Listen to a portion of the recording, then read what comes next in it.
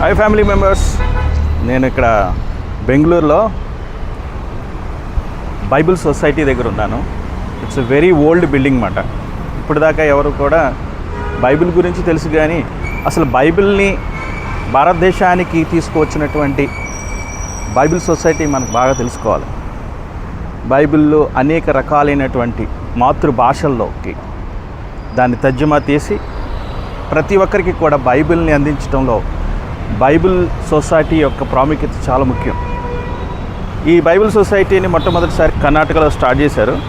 ఈ Bible society start చేసిందే కర్ణాటక నుంచి. సో ఇట్లాంటి బైబిల్ సొసైటీ యొక్క స్ట్రక్చర్ గురించి ఈరోజు మనం ఒకసారి చూద్దాం.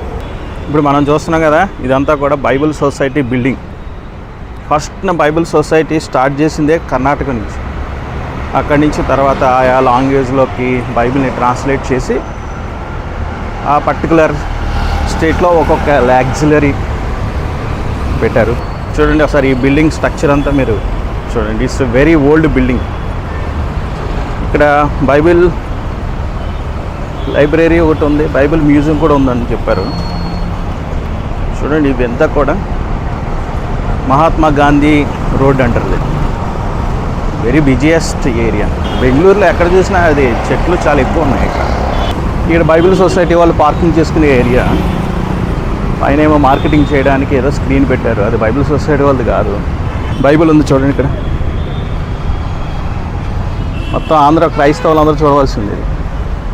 In the beginning was the word and the word was with God and the word was God. Telugu Bible first మన తెలుగు బైబిల్ ఉందండి. తర్వాత ఇంగ్లీష్ బైబిల్, ఐ థింక్ ఇది గుడ్ న్యూస్ బైబిల్ అనుకుంటా. ఇది మలయాళం బైబిల్.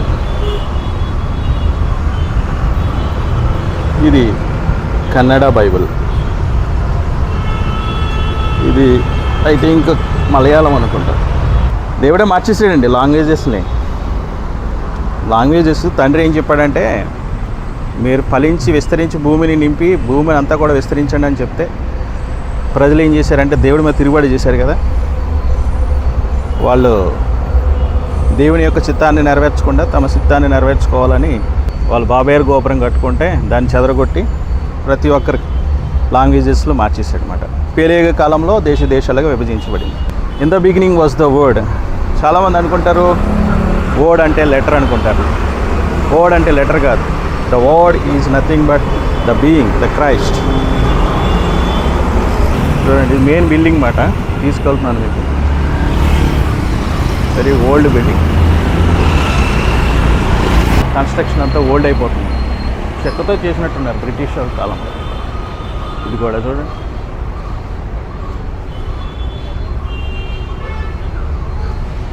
ఇది మెయిన్ ఎంట్రన్స్. ఇప్పుడు ఇక్కడ 10 o'clock ఓపెన్ చేస్తారు. ఒకసారి ఇన్సైడ్ కూడా ఒకసారి వెళ్ళి చూద్దాం. మొత్తం అంతా కూడా అప్పట్లో వుడ్తో తయారు చేసేవారు కదా డోర్స్ అన్నీ కూడా. ఇదే మెయిన్ బిల్డింగ్.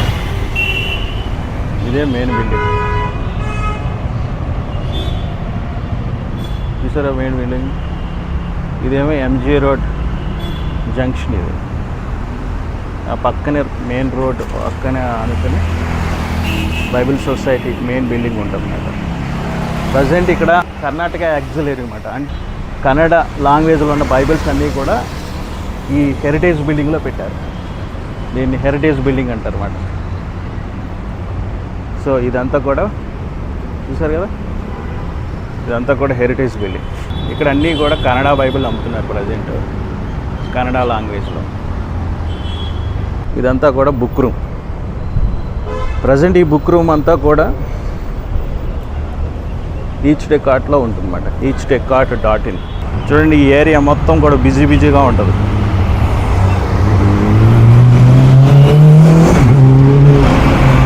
ఈ ఏరియా మొత్తం బిజీ.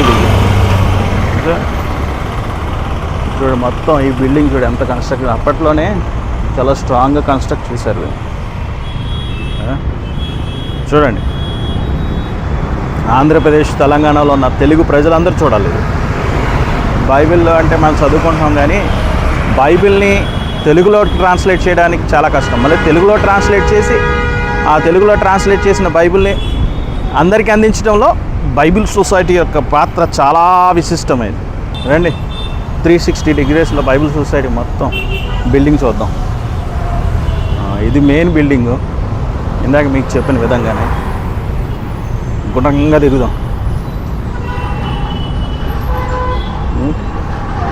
ఆ పక్కనంతా కూడా మీరు చూస్తున్నారు కదా, అదంతా కూడా MG road. Bible society main entrance మాట ఇది. అప్పట్లో ఇది క్లోజ్ చేసేసారు, ప్రజెంట్ పాడైపోయింది కాబట్టి.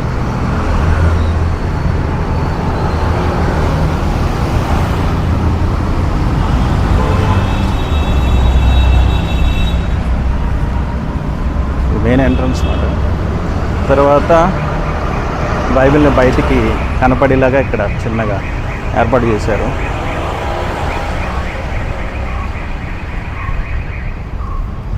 తర్వాత ఇదంతా కూడా Bible society parking. Book room. ఈ పోస్టల్ డబ్బా చూసి చాలా కాలం ఏంటండి. ఈ పక్కనే ఎల్ఐసి బిల్డింగ్ కూడా ఉంది, life insurance corporation of India. Kalachandra group అంట. ఇది ఏదో బైబిల్ సొసైటీ ఇది కాదనుకుంటుంది.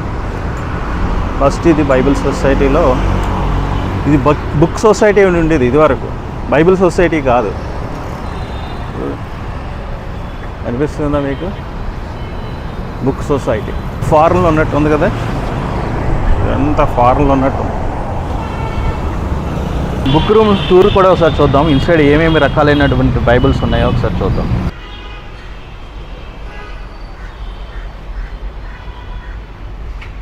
ఇంగ్లీష్ బైబిల్స్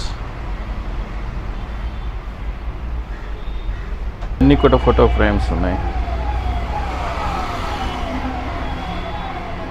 మీకు కావాల్సిన అన్ని ఫోటో ఫ్రేమ్స్ అన్నీ కూడా,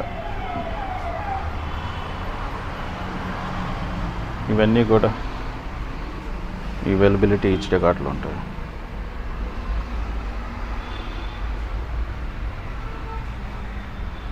ఇదిగోండి, చూసాం మన తెలుగు బైబిల్స్ ఎన్ని రకాలు ఉన్నాయో, చాలా టైటిల్స్ ఉన్నాయి. ఇన్ని టైటిల్స్ అన్నీ కూడా మనకి అవైలబిలిటీ ఉంటాయి.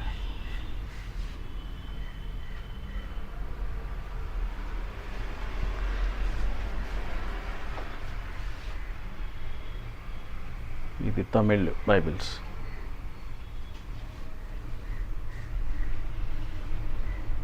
మలయాళం. ఎన్ని టైటిల్స్ ఉన్నాయో చూసారు. ఇదంతా కెనడా బైబిల్స్.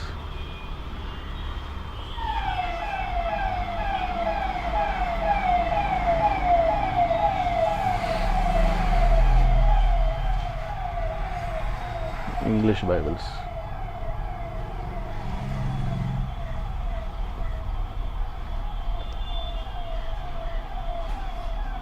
ఈ బైబిల్స్ అన్నీ కూడా ఎంతో కష్టపడి వీళ్ళు ప్రింట్ చేసి ప్రజలకు అందించాలని చూస్తున్నారు అన్నమాట. చూడండి ఎన్ని బైబిల్స్, ఎన్ని టైటిల్స్.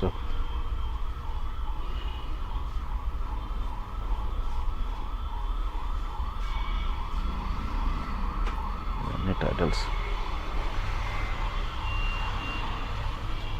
ఇవన్నీ కూడా ఇంగ్లీష్లో చాలా రకాలైన బైబిల్స్ ఉన్నాయి. చూడండి ఎన్ని టైటిల్స్ ఉన్నాయి. ఇవన్నీ కూడా the Bible for children.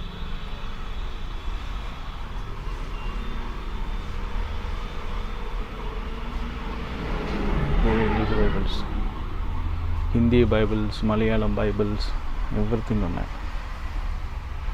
Kids Bibles.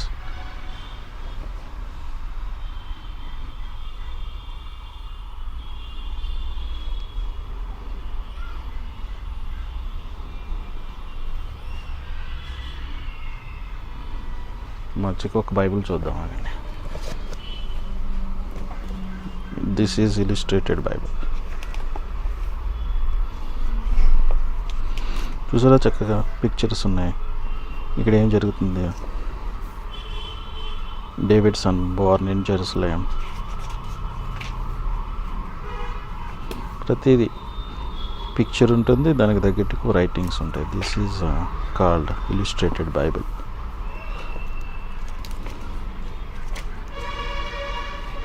ప్రభువు స్వస్థపరుస్తున్నాడు. పందుల్లో దూరిపోతుంది కదా దురాత్మ, ప్రభువు స్వస్థ. ఇక్కడ ప్రభు అప్పగింపబడ్డాడు.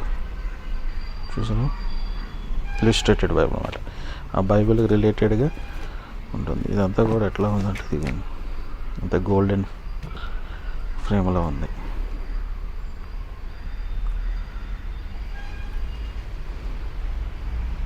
ఇదంతా కూడా బైబిల్ బుక్ రూమ్ అన్నమాట. Bible society one of the unit.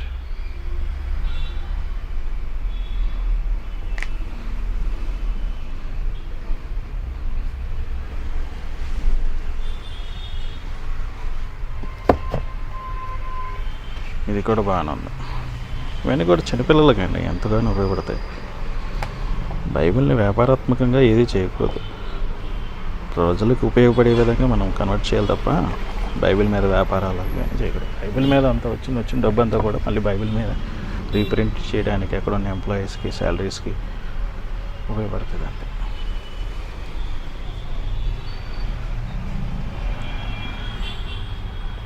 ఒకసారి మన తెలుగు బైబిల్ దగ్గరికి వెళ్దాం.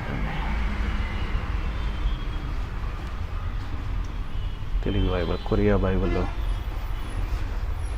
తెలుగు, ఇంగ్లీష్, డిగ్లక్ బైబిల్స్ ఇవన్నీ కూడా ఇక్కడ